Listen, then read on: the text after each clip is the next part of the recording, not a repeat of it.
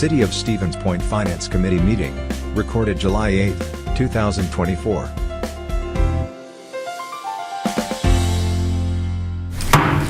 I will call the meeting of the Finance Committee to order at 7:01. Please take a roll for us.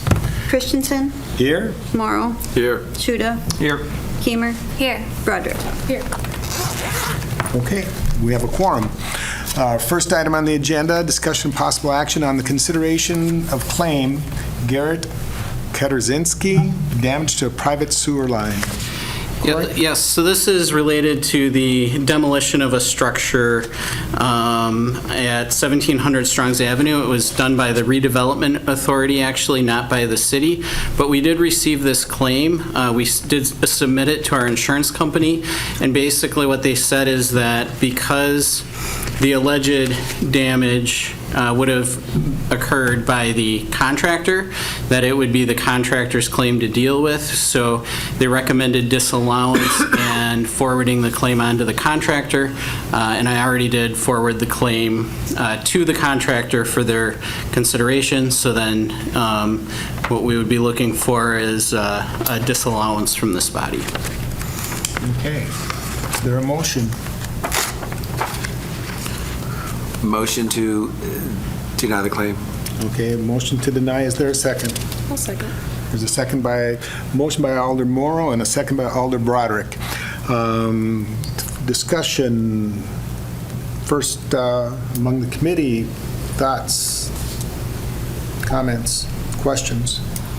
Best of luck to the claimant for pursuing this through the contractor. Okay. Any other comments? Otherwise, public? Jackie Guthrie, District 2 Alder, 2700 Peck Street. I wonder if staff can speak to what I understand in the agenda packet that the contractors were referencing documents about where a sewer line was, and those were inaccurate. Is my sense of liability and responsibility shifts when a contractor is referencing public documents that are inaccurate. Is there someone present that can speak to that detail within this claim? I think Director Lemke's in the overflow. Director Lemke, are you available?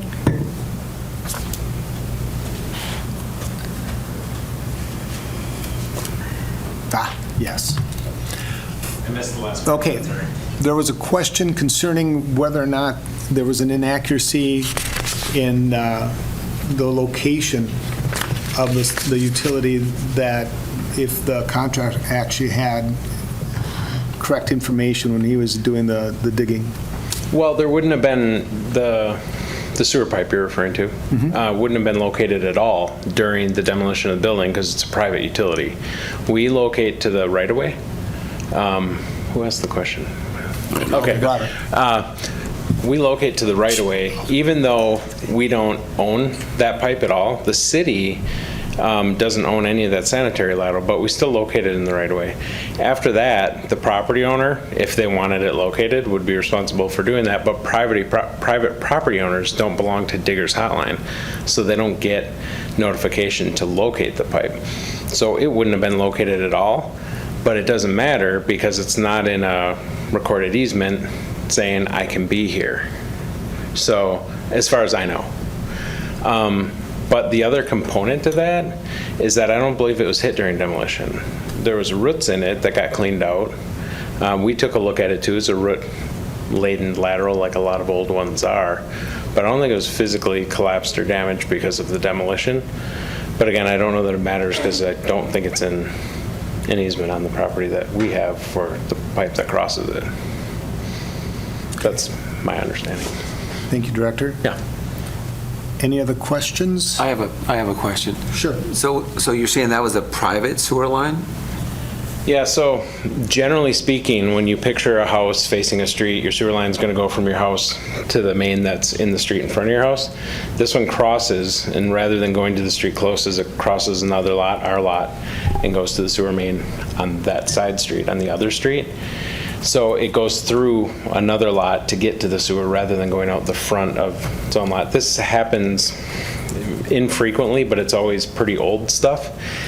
And I think that it generally dates back to a time when maybe there was a handshake agreement, or maybe the same party owned both of those lots decades and decades ago, but no recorded easement or anything like that. And the way the church was positioned on that with the parking lot, they're very tight to one side, and so it could go where it was, but if you were to build in the middle of that lot now, obviously it'd be in the way.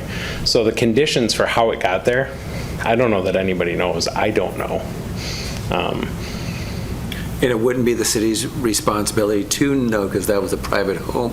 So that was a private home owner who actually decided to do that. So it wasn't the city's responsibility to know where that sewer, where that private sewer line Or to was. protect it, I guess, is probably more appropriate, because during the transfer of title, anything that's recorded for the property that the city procured through that transaction would have shown up. So had there been an easement for a sewer line crossing that, well, then we need to allow somebody to maintain, replace, stuff like that. And had that easement been there, we might have been aware of the fact that it was there, but we weren't. But you're also saying that from what you saw, it didn't even seem like it was, they kind of collapsed on its own, or there was something else that made that thing fail. Yeah, I believe the failure of the sewer to flow freely was a root thing, and I think that when it got cleaned out by Rotor or whoever came, that it worked fine after that. When we sent our camera, we can go from the sewer main into the lateral. When we sent ours up there, it looked like roots, but. When you say roots, you mean they were growing inside the sewer, or it was like broke the sewer? Like, They kind of come through the joints, where those joints in the pipes come together. Oftentimes the roots come in there and they just make these masses. And so really old sewer pipe actually came in 3-foot sections. So there's a lot of opportunity for joints and roots. So it's very frequent. You go in there and with a whip or a blade, and you cut them out, and it works good for a while.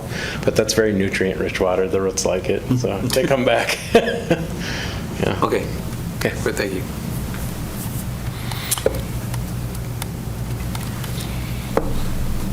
So I noticed in the claim they're looking to remove the concrete from the driveway and the sidewalk, install a new sewer from the house to the main, and replacing the driveway and sidewalk. Typically, aren't the private laterals the responsibility of the individual homeowner? City Attorney.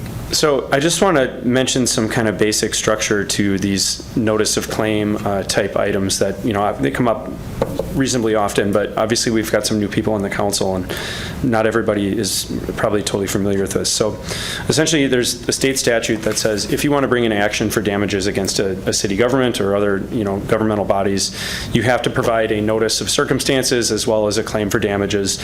They have to have a chance to act on it, and then if it is denied, then that starts a 6-month statute of limitations during which a person has to file a lawsuit for tort damages in this type of scenario.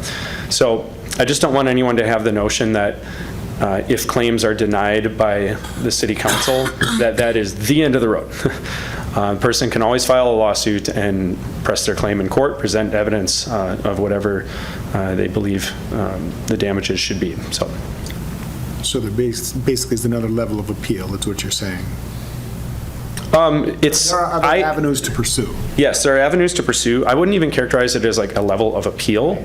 It's more like there's just this additional notice requirement that's required to sue a government body that wouldn't exist if I were to, sue some private company or property owner or something like that.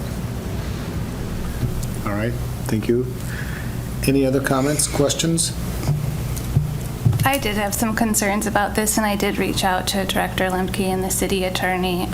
These are horrific damages ensue in these types of situations, and they're very costly repairs. That said, there's a lot of homes in the city that have had to replace their laterals at great cost. I think what sort of made sense to me is that there's a correlation at this point between, the demolition of 1,700 Strongs and this homeowner having problems, but there's not necessarily proof of causality at this point. And I think that point kind of hit home for me. I feel horribly for anyone who has to go through these situations and these kind of costly repairs. But yeah, I guess at this point that I would support the denial of the claim as well. So. Any other comments? Okay, we will vote on it. There's a motion to deny the claim and a second. Someone asked if the person was here or not. Is the claimant in the audience if they'd like to speak? Guess not. Okay. Okay, so the motion is to deny the claim. So if you vote yes, the yes vote will then be that you're supporting denying the claim. All of those in favor of denying the claim signify by saying aye. Aye. Aye. And opposed would be no. The claim has been denied. Next item on our agenda, we have the approval of additional funding for the Plover River Crossing Trail Project. Director Kramer.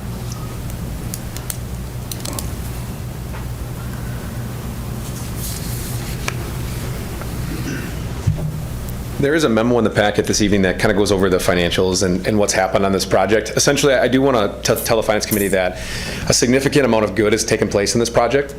So if you go back to 2020, when we first started the kind of investigation process of can we build a trail, can we connect the east side of the city, Town Hall, to the Green Circle Trail, as well as allow people to commute in the winter, every promise that's been set since that time has actually been delivered upon. So happy to report that the group we're working with, the Friends of the Plover River Crossing, have raised $396,000, which was a lofty goal that was set out back at that time when we did this initial approval. So kudos to the citizen members and volunteers that took that on.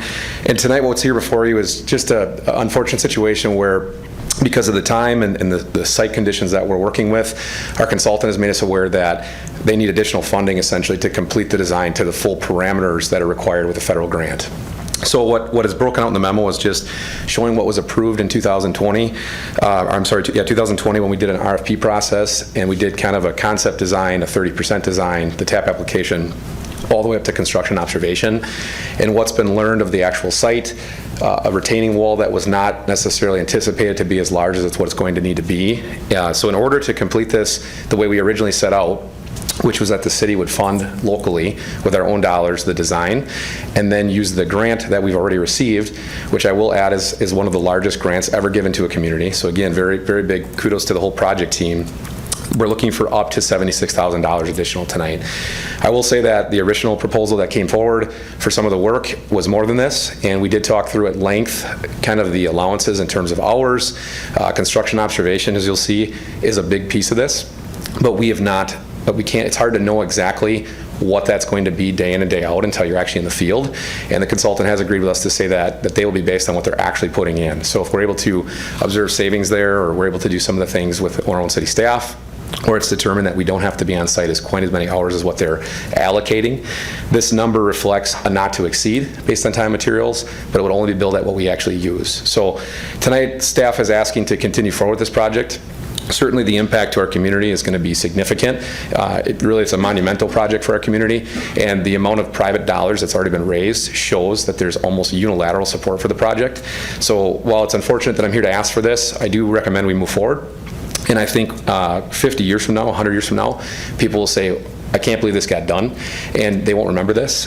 It doesn't make it any easier, but I will tell you that this type of project, when you're looking at $1.8 million in impact, and we're still looking at 400,000 of it coming from a friends group, and the city's input on this project being less than 25% in total from the land acquisitions and this upfront design dollars, I can't undersell that we are getting a good shake at this thing in terms of what the public-private partnership is. So Rattler Corporation did agree to come here tonight if there's other specific questions, but from my standpoint, I just want to say we're trying to navigate this as best we can. I certainly come to you knowing that this is not a small amount of money, but I do recommend we move forward so that we can construct this thing starting in October of 2025 and hopefully be able to cut a ribbon in 2026. I'm happy to answer any questions if there's any for me as well. Any questions for the director? A motion to approve would be in order. Move to approve the additional funding? Okay, motion to approve by Alder Broderick. Is there a second? Second. Alder Schuta seconds. All right. Comments, questions, ideas, thoughts? Corey, where's the money going to be able to come from? So for the portion that's spent in 2024, that would have to be additional borrowing, since, the capital budget's already set for 2024. And then for 2025, for that portion, we'd have to work that into the 2025 capital budget.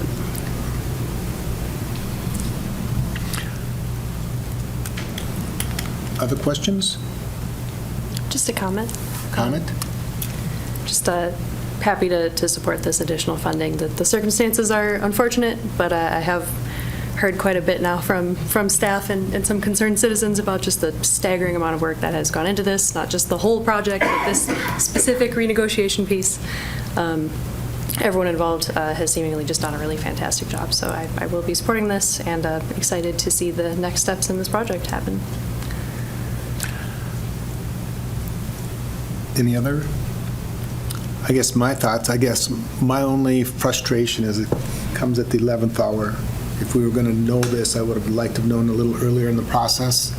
I think once we get to this point in the project, we're really kind of behind the 8 ball. It's a great project, and I think the group has done an outstanding job. I just wish we would have had a little more notice a little earlier on, and that's something to keep in mind, I guess, in future projects. So, Mayor. As was said, I know Tori and President Menzel put a tremendous amount of work in here. There's also a tremendous amount of community support, Yes. which shows from the donations that were received. Yes, it's the 11th hour. Yes, we are double what our capital budget can handle right now, but this, I believe, is one of those projects that we'll have to Suck it up. suck it up. But that's a bad way to say it, but No. it's a priority Yeah. because this transcends a garbage truck. A garbage truck has a life expectancy of like 5 years. This is Generational. It's generational. Yeah, it's a good word. But yeah, it's going to be like the Green Circle Trail. It's going to be one of those things that people come here to see, and that it's well used, and people 50 years from now will be saying, "Boy, I wonder how they made that happen." Agreed. It wasn't quite 4 guys sitting at Al's Diner, but but yeah, I agree. This should be funded. So the motion has been made and seconded to approve the additional funding. All in favor of approving that additional funding would signify by saying aye. Aye. And opposed would be no. Passes unanimously.